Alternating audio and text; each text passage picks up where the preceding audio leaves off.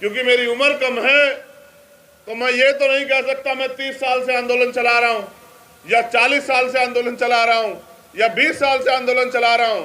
मैंने तो जो कुछ भी सीखा इस मंच पे बैठे हुए लोगों से या महापुरुष जो लिख के सम्मानित मंच कि आज दिल्ली का रिजल्ट आया है, एक से एक वक्तागण यहाँ बड़े बड़े ओजस्वी भाषण देते हैं, दिल्ली में लोग खुशी मना रहे हैं और ये लोग यहाँ जो है बताइए हौसला और इनका रास्ता देखिए कि वो लोग दिल्ली में जश्न मना रहे हैं, रंग लगा रहे हैं, जिनका इतना सा वोट है और जिनका इतना बहुसंख्यक वोट है ये यहाँ तमाशबीन बने बैठे हैं। बताइए,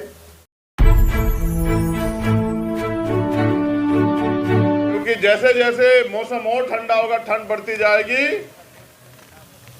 और जब ठंड बढ़ेगी तो हमारे लोगों को सबसे पहले, क्योंकि अभाव में रह गए लोग, सताए गए लोग, लोकतंत्र में आस्था रखने वाले लोग, उम्मीद वाले लोग, उनके ऊपर परिवार की जिम्मेदारी वो घर के बारे में भी सोचेंगे। तो मुझे लगता है 1-1.5 घंटे 2 घंटे के भाषण से कुछ नहीं होने वाला। चंद मिनटों में जो मुद्दे हैं, मैं पूरी जिम्मेदारी से इन सभी मुद्दों का समर्थन करता हूं। इन सभी मुद्दों पे हमारा समर्थन है और जब भी इस मुद्दों को लेकर कोई भी कार्यक्रम होगा हम अग्रणी श्रेणी में रहेंगे, चाहे आंदोलन हो या कार्यक्रम हो। जब भी हमें याद किया जाएगा हम सबसे आगे रहेंगे। पिछले 2 दिनों में मुझे बताने में कोई हर्ज नहीं है, क्योंकि 6 दिसंबर को पूरे भारत में अपने अपने घरों पे तमाम संगठन पार्टी चलाने वाले लोग अपने अपने मुख्यालयों पे कार्यक्रम करते हैं, इसलिए 6 तारीख में ज़्यादा लोग नहीं जुटे और 7 तारीख में आज दिल्ली में हमारे जो लोग हैं, क्योंकि उन्होंने नगर पालिका का नगर निगम का चुनाव लड़ा है, वो सब लोग गिनती में बिजी हैं। वो सब लोग आज अपने संघर्ष की जो है समाज ने जो उनको दिया है उसके ऊपर निर्भर हैं। इस वजह से ज़्यादा योगदान हम लोग इस प्रोग्राम में नहीं कर पाए। लेकिन मैं आयोजक साथियों से भी कहूँगा, पुनः जब वो कोई कार्यक्रम करें हौसला ना त्यागे, एक बार चर्चा विचार करके करें। तो मैं पूरी जिम्मेदारी से कहता हूँ कि समाज बहुत बलवान है, समाज बहुत ऊर्जावान है। एक नहीं हजारों ऐसे उदाहरण, चाहे 2 अप्रैल का हो, चाहे यहीं का जब दिल्ली में रविदास गुरुगढ़ टूटा, तमाम उदाहरण है कि हमने बहुजन समाज के लोगों ने अपने झंडे और झंडे का सम्मान रखा, अपने आयोजकों का भी सम्मान रखा। उन्हें सभी वक्तागणों के जो संदेश और संदेश दोनों पे अपनी बात को आगे बढ़ाते हुए मैं समझता हूँ वाकई में हालात नाजुक हैं और इन हालात नाजुक में हमें एकता के अलावा कोई चारा दिखाई नहीं देता। अल्पजन बन के एक जाति के साथ खड़े रह के शायद हम कामयाब ना हो पाए, लेकिन अगर हम महापुरुषों के संदेश को समझें और पुनः बहुजन समाज के लोग एकजुट हो जाएं तो शायद भारत में हमारे जो आज वजूद की लड़ाई लड़ी जा रही है, आने वाली पीढ़ियों पे क्या बचेगा इसकी लड़ाई लड़ी जा रही है, तो शायद हमारी लड़ाई कामयाब हो जाए। मैं तो आंदोलन चलाने वाले सभी साथियों में उम्र में सबसे छोटा हूं, लेकिन मेरा प्रयास रहता है कि मैं कभी भी अपने कार्य से निराश ना करूं। मैंने तो सीखा ये है और यही सिखाया है कि जब भी जहां भी जरूरत पड़े तन मन धन से तैयार रहना, अपने लोगों को निराश मत करना। और मैं अभी भी इस प्रयास में लगा हुआ हूं कि राष्ट्रीय स्तर पे बहुजन समाज के लोगों में एकता बने और मुझे लगता है कि ये प्रयास भी आने वाले समय में सफल होंगे। लेकिन निराशा इस बात की है कि भारत में महापुरुष भी बताए, संविधान भी कहता है कि लोकतंत्र है, लोकतंत्र में जिनका वोट होता है उनका राज होता है, लेकिन भारत के लोकतंत्र में जिनकी संख्या ज्यादा है उन पे अन्याय अत्याचार भी ज्यादा है और वो अधिकारों से भी सबसे ज्यादा वंचित हैं। इस मंच पे ये नाम नहीं बैठे, विचार बैठे हैं, व्यक्ति नहीं बैठे, संदेश बैठे हैं। मैं इस मंच का पुनः सम्मान करता हूं, क्योंकि हम उम्मीद को रखने वाले लोग हैं, हमारे कंधों पे बड़ी जिम्मेदारी है। तो मैं आपसे ये अनुरोध करता हूं कि अपनी एकता को बना के रखिए। हम सब लोग जैसा हमारे जिम्मेदार साथी ने कहा कि पूरा आंदोलन बैकवर्ड और फॉरवर्डों के बीच है और आंदोलन अधिकारों का है, ना धर्म का है ना जात का है, हिस्सेदारी का है। मैं इस बात को और ताकतवर तरीके से संबद्ध करता हूं कि आज के दलित और आदिवासी भी इस देश में पहले से अगर ज्योतिबा फूले को पढ़े, आधुनिक भारत में जो महापुरुष हुए हैं, या डॉक्टर बाबा साहब अम्बेडकर को पढ़े, तो उनके आंदोलन हमें शिक्षा देते हैं कि हम अति शूद्र और शूद्र थे, हम अछूत और अति शूद्र थे, यानी कि हम सारे ही बैकवर्ड क्लास के लोग हैं, चाहे दलित हों, आदिवासी हों, या पिछड़े वर्ग के लोग हों, या माइनॉरिटी के लोग हों। तो मैं इस बात को और ताकतवर बल देता हूं कि ये पूरा आंदोलन अगड़े और पिछड़ों का आंदोलन है, और जब पिछड़े वर्ग के लोग अधिकारों के लिए लड़ने का काम करेंगे तो डंडे और झंडे के साथ हम इस आंदोलन को सींचने का काम करेंगे, क्योंकि आने वाले नस्लों का जवाब देना है। लड़ाई आपकी मेरी नहीं है, हम तो जागरूक सजग लोग हैं। आने वाली पीढ़ियों के हिस्से में क्या बचेगा? महापुरुषों ने संघर्ष से पेड़ लगाए और उसके फल हम लोग खा रहे हैं।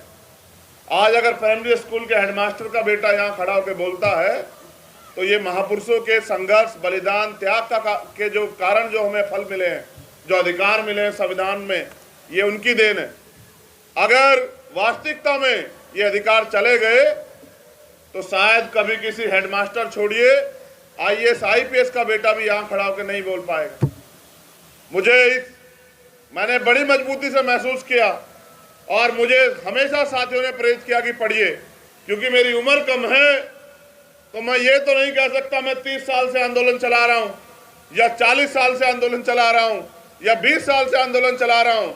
मैंने तो जो कुछ भी सीखा इस मंच पे बैठे हुए लोगों से या महापुरुष जो लिख के गए उससे सीखा। मुझे आज भी याद है जब मैं पढ़ता हूँ बाबा साहब अम्बेडकर के 1956 के स्टेटमेंट को, जो किताबों में लिखा हुआ है आगरा का, कि मैं तमाम तरह के अपमान, अन्याय, आरोप सह के इस कारवां को यहां तक लेके आ पाया हूं। अगर आप इसको आगे नहीं बढ़ा सकते तो इसको पीछे मत जाने देना मेरे बच्चों, यही मेरा आपको संदेश है। आज तो कारवां लुट चुका है। भक्ति छोड़िए साहब, हालात देखिए क्या हो गए हैं। वो जो नेता घर से बाहर नहीं निकलते, उनको आपकी और मेरी परवाह नहीं है। आज मजबूर है हम लोग कि न्याय जन्मसिद्ध अधिकार है, फिर भी हम रोज लाशें उठा रहे हैं। राजस्थान हो या मध्य प्रदेश या दिल्ली, मैं तो दिल्ली के लोगों को बधाई दूंगा, मेरे सम्मानित मंच, कि आज दिल्ली का रिजल्ट आया है। एक से एक वक्तागण यहाँ बड़े बड़े ओजस्वी भाषण देते हैं। दिल्ली में लोग खुशी मना रहे हैं और ये लोग यहाँ जो है बताइए सम्मेलन कर रहे हैं। जिनका देखिए, जिनकी वोट नहीं उनका राज स्थापित हो गया है MCD में भी। इनका देखिए, इनका हौसला और इनका रास्ता देखिए कि वो लोग दिल्ली में जश्न मना रहे हैं, रंग लगा रहे हैं, जिनका इतना सा वोट है और जिनका इतना बहुसंख्यक वोट है, ये यहाँ तमाशबीन बने बैठे हैं। बताइए, और कह रहे हैं वोट हमारा, राज तुम्हारा। सारे में नेता यही कहते हैं। बताइए, कोई कमी छोड़ता ही नहीं है। मगर ये बताओ दिल्ली में आपके हिस्से में क्या है MCD में? जरा दिल्ली के लोगों हाथ उठा के बताना मुझे। बड़े हमारे बहुजन मीडिया के लोगों से भी धन्यवाद कहता हूँ, झूठ मत दिखाया करो यार। क्या झूठ दिखाते रहते हो कि हम तो यहाँ किला ढा देंगे। हालात देखो आज क्या है, एक सीट नहीं जीत पाए, एक सिंगल सीट। पिछलग्गू बन के अपने हिस्से की बात भी नहीं कह सकते हो मेरे साथियों। एक साहब ने कहने का प्रयास किया था तथागत बुद्ध के बारे में, बाबा साहब की प्रतिज्ञा के बारे में, देखो क्या हुआ। ये हालात है, सच यही है। उनके तलवे चाट के, उनकी पूंछ बन के हम ओरिजिनल बात भी नहीं कह सकते हैं। अपने हक की बात तो छोड़िए, जो महापुरुष कह के चले गए हैं। इसलिए कह रहा हूं, दिल्ली के लोग बधाई के पात्र हैं। इतनी बड़ी आबादी और फिर भी बैठना जूतों में ही है, तो मैं क्या कर सकता हूं भाई बताओ, जब आप लोग सुधरना नहीं चाहते हो। मैं तो प्रयास कर रहा हूं और मेरे साथ हजारों साथी प्रयास कर रहे हैं दिल्ली में भी कि हमारे लोग जागें, लेकिन आप आदत छोड़ने को तैयार नहीं है। तो कोई बात नहीं, हम फिर जगाएंगे, फिर आपके बीच में जाएंगे, फिर समझाने का काम करेंगे। क्योंकि अगर इस काम को हम पढ़े लिखे लोग नहीं करेंगे तो किन से उम्मीद करें? वो लोग जो सुबह उठ के काम पे निकल जाते हैं। ये तो पूरा समाज आर्थिक रूप से कमजोर है। थोड़ा बहुत अगर आरक्षण से जो नौकरी मिली उसके कारण बन पाया। इसलिए जो पढ़े लिखे सजग लोग हैं उनकी जिम्मेदारी बनती है कि अपनी जिम्मेदारी को समझें। जैसे बहुजन मीडिया ने अपनी जिम्मेदारी को समझा, बहुजन नेता भी अपनी जिम्मेदारी समझे। अपनी रोजी रोटी, अपनी तैयार की गई संपत्ति, अपने परिवार की चिंता छोड़कर समाज की चिंता करें, क्योंकि अगर हम इनकी चिंता करते हैं और इनकी चिंता करने वाला नेता कभी समाज का भला नहीं कर सकता, मैं आपको गारंटी देता हूं। आप मेरी बात को याद रखना, जो परिवार की और अपनी संपत्ति की परवाह करेगा। मेरे ऊपर कितने आरोप लगा लो, कितनी बुराई कर लो, कितने जो है तमाम तरह की मुसीबतें खड़े कर दो, लेकिन पूछो आने वाली पीढ़ी आपसे भी पूछेंगी। आप जहां भी हैं, जिस दल में भी हैं, वहीं बैठ के दूसरे लोगों से सीख लेके अपने समाज के बारे में सोचो। ऐ मेरे बहुजन समाज के लोगों, कारवां लुट चुका है। ईवीएम पे रोते रहो, आरक्षण पे रोते रहो, किसी और चीज पर रोते रहो। एक वोट का अधिकार बाबा साहब अम्बेडकर देके गए आपको।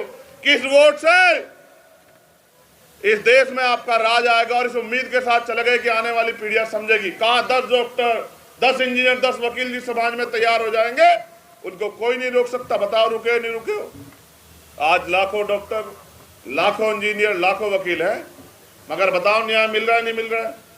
मेरे काबिल साथी यहाँ बैठे हैं, कह रहे थे ईडब्ल्यूएस पे फैसला आएगा हमारे पक्ष में, और एक दो काबिल और बैठे, वो हंस भी रहे थे, कहे कि ये गुमराह कर रहे हैं, कोई फैसला नहीं आएगा। वाकई में नहीं आया। क्लोजम सिस्टम भी इसमें है, लेकिन उनको चैलेंज कहां से करोगे? उसकी ताकत बता दो कहां है। बस इस देश में सड़कों से नारे लगते हैं और कानून सदनों से बनते हैं। आप इससे बड़ा सम्मेलन करो, जिनको कुछ देना नहीं वो नहीं देंगे, लेकिन अगर आप अपनी ताकत बना लोगे और कानून बनाने की हैसियत में चले जाओगे, फिर आपके लोगों के आधे से फैले नहीं रहेंगे। तो मैं मेरे सोए हुए बहुजन समाज के लोगों, चाहे कितनी भी निंदा करो, कितना भी विरोध करो, लेकिन हालात देखो कि आज हालात क्या है। और मेरा पूरा भरोसा है कि बाबा साहब अम्बेडकर ने एक बात कही थी कि 21वीं सदी हमारी है, ये 21वीं सदी चल रही है। हम रहे ना रहे, आप उम्मीद रखो, जो इधर बैठे हैं वो भी और जो इधर बैठे हैं वो भी, ये देश भी सलामत रहेगा, हमारा राज भी आएगा और महापुरुषों का सपना पूरा। क्योंकि बाबा साहब अम्बेडकर झूठे नहीं हो सकते, उनकी औलादे झूठी हो सकती है, नालायक औलादे। सच्चे औलादे भी झूठी नहीं है और बाबा साहब अम्बेडकर भी झूठे नहीं। अगर ज्यादा लोग नहीं कर रहे हैं, कुछ तो कर रहे हैं, और जो दांव पे लगा के कर रहे हैं, उनका बहुत बहुत धन्यवाद। पुनः आयोजकों का धन्यवाद, इस उम्मीद के साथ कि सजग रहिए, जिम्मेदार बनिए, अपनी जिम्मेदारी को समझिए। जो महापुरुषों के आंदोलन से आपको मिला है, उसके बाद आपकी जिम्मेदारी बनती है कि समाज की जिम्मेदारी भी आपकी है। पुनः फिर मुलाकात होगी। जय भीम, जय भारत, जय मंडल, जय संविधान, जय जोहार, नीला सलाम। धन्यवाद।